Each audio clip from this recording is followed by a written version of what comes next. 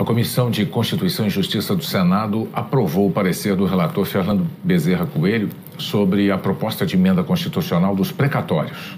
No início da sessão, o relator Fernando Bezerra Coelho, do MDB e líder do governo, apresentou ajustes no texto. Ele havia incluído o Auxílio Brasil na Constituição e dispensou o governo de encontrar uma fonte de receita para bancar o benefício.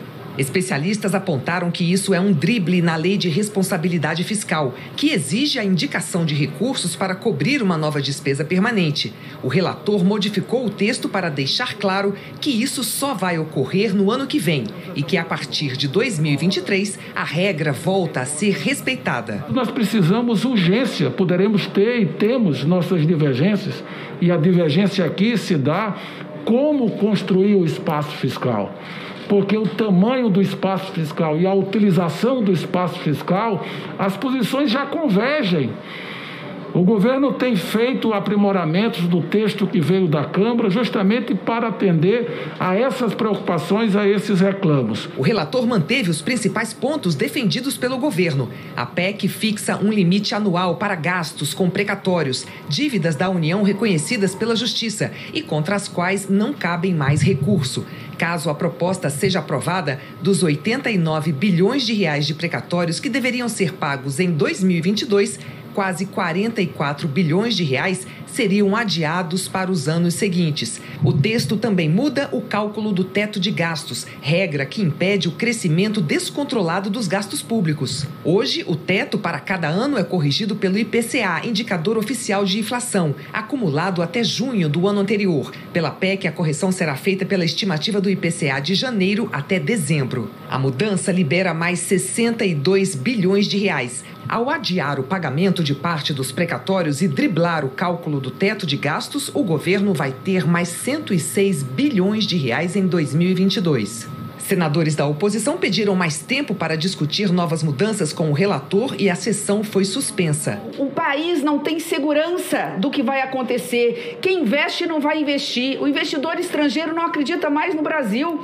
Quem é que vai acreditar num país que muda as regras do jogo a seu bel prazer ou pensando em ano eleitoral? Também de manhã, em um evento promovido pela Federação Brasileira de Bancos, o presidente do Banco Central, Roberto Campos Neto, reconheceu que as negociações para criar o Auxílio Brasil afetaram a credibilidade do Brasil. A forma como foi feita, né, a intenção, o que foi feito para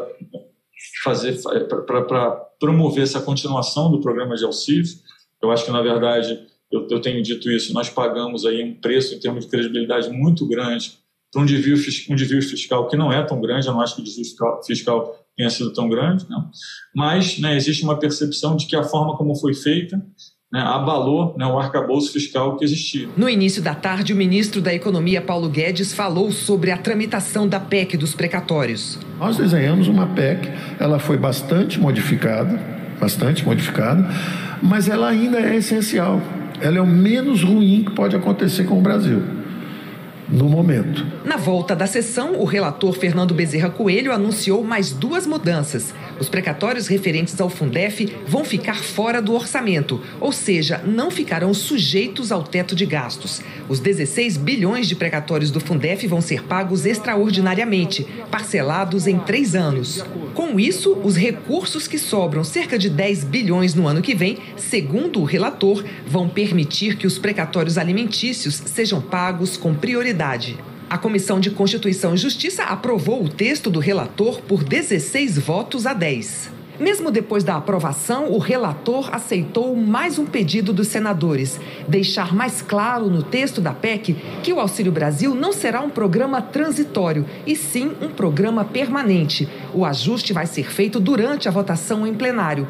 O governo afirma que, com a aprovação da PEC, vai ser possível aumentar o valor do Auxílio Brasil para R$ 400 a partir de dezembro. Cálculos da instituição fiscal independente vinculada ao Senado mostram que, ao não pagar todos os precatórios, o governo pode estar criando uma bola de neve de 850 bilhões de reais em precatórios até 2026. O senador do Podemos alertou para os danos à credibilidade do país. Não havia necessidade de mexer na regra do teto, assim como não havia necessidade de dar calotes nos precatórios e criar insegurança jurídica. O governo está fazendo essa confusão toda porque, na verdade, ele não quer só dinheiro para dar de comer a quem tem fome, que nós também queremos. O que o governo quer, além disso, ter um monte de dinheiro à sua disposição para poder fazer política no ano eleitoral. A votação da PEC no plenário do Senado ficou para amanhã.